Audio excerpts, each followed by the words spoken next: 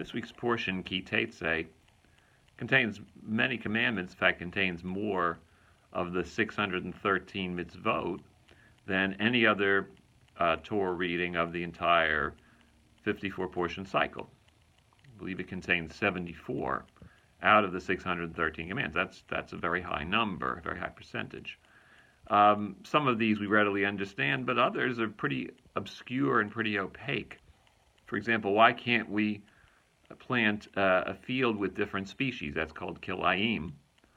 Or even perhaps more strangely, why can't we wear a garment with linen and wool together, what we call shatnez? And the Torah really doesn't offer any explicit guidance. There have been many guesses over the centuries, some in antiquity and some in modern times. For example, that linen is from a plant and wool is from an animal. But there's no definitive proof that's the reason at all. And we kind of really wish the Torah would just tell us the reason or give some kind of justification, but it doesn't.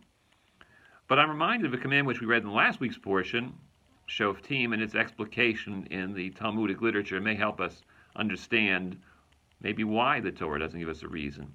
And there it says that when you appoint a king, he's not permitted to have too many wives, lest they lead him away from the worship of God.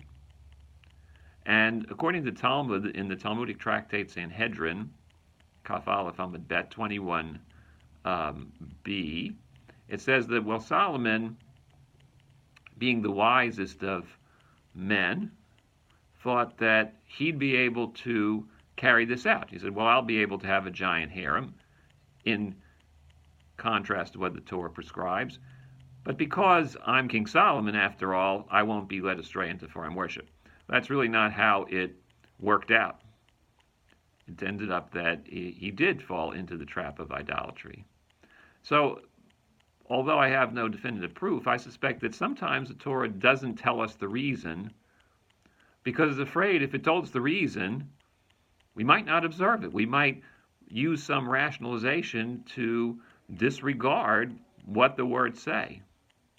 And the essence of religion at some level, not carried too far, but at some level, is that we simply trust in the wisdom of the words themselves and accept them without fully being able to come up with a satisfactory reason or explanation. Because, as King Solomon himself proved in last week's reading in portion Shoftim, right? Sometimes when we do know the reason, we're not only not better off than if we didn't, we're actually worse off than if the Torah had just maintained its complete silence.